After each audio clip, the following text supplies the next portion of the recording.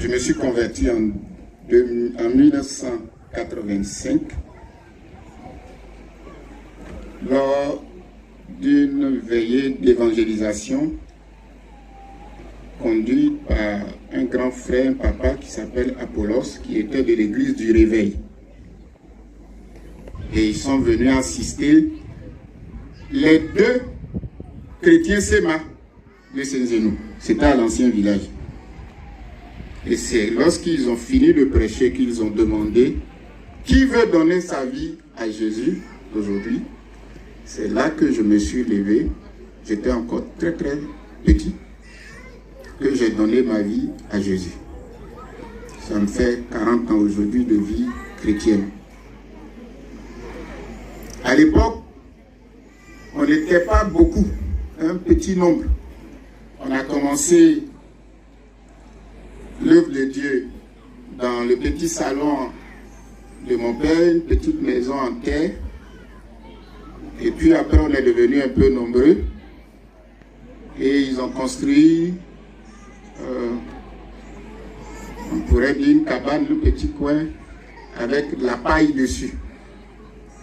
C'est là qu'on priait. Et j'ai été inspiré par Dieu. J'ai pris un engagement solennel devant nos pères pour dire que le jour où je travaille, avant de construire ma propre maison, je vais faire la maison du Seigneur d'abord. Et c'est cet engagement que Dieu m'a permis d'honorer. Mais j'ai demandé une seule chose à Dieu. J'ai dit au Seigneur Tout-Puissant que quiconque dans la foi entre dans cette maison, qu'il ait la vie éternelle.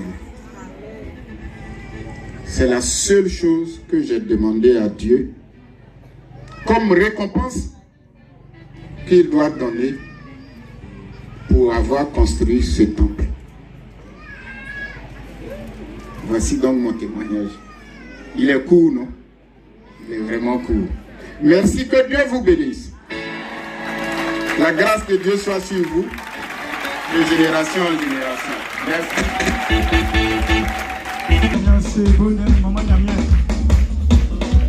Acclamation, s'il vous plaît.